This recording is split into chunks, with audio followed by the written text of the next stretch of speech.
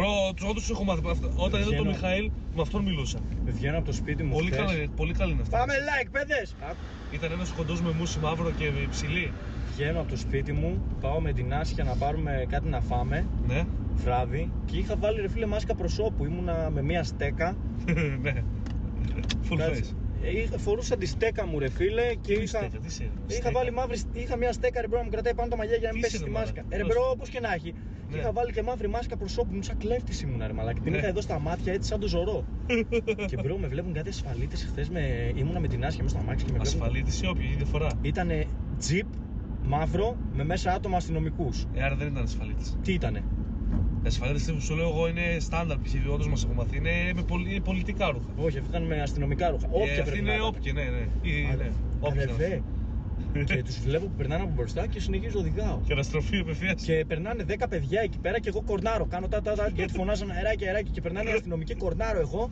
Και κάνουν αναστροφή αυτή μπρο. Εγώ δεν πήρα πρέφα. Με την Άσια σου μαζί. Ναι, και έτσι όπως πηγαίνω μπρο κανονικά στον δρόμο, σκάει από δίπλα μου το τσιπ και μου βάζουν φακούς μέσα στη μούρη ρε.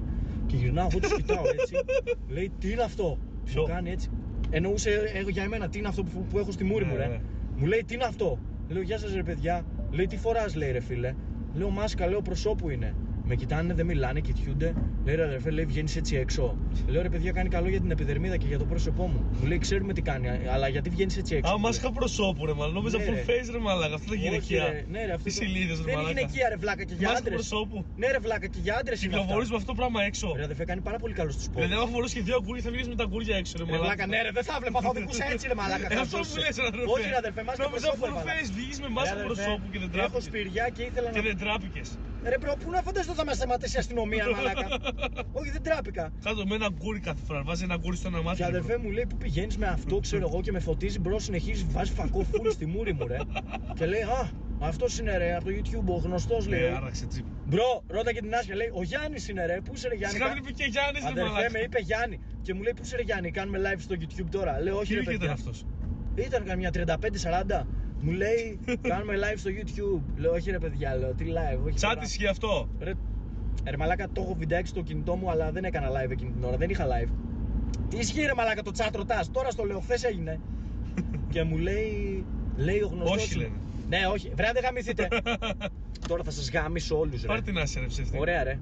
Τώρα θα πάρω την Άσια να σας βγάλω όλους λόγρε που στηδες. Πόση ώρα λέει το GPS? 6 λεπτά. Θα μιλήσω εγώ γιατί θα της πεις να πει ψέματα. Ό,τι είπα ισχύει ρε, ποτέ δεν λέω ψέματα. Νάσια, να σε κάνω μια ερώτηση. Ναι, πες μου. Ο αστυνομικός. Μη μιλάς. Ρε μαλάκα, δεν είσαι μπάτσος. Χθες σταματήσαν αστυνομικοί το Γιάννη ενώ φορούσε μια γυναικεία μάσκα και του λένε είσαι εσύ ο Γιάννης από το YouTube. Ναι, ρε. Ναι. Του είπαν είσαι ο Γιάννης από το YouTube ο διάσημος.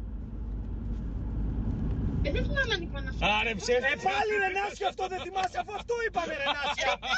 Πώς δεν το θυμάσαι, δεν σου έχω πει. Αυτός είναι ο γνωστός.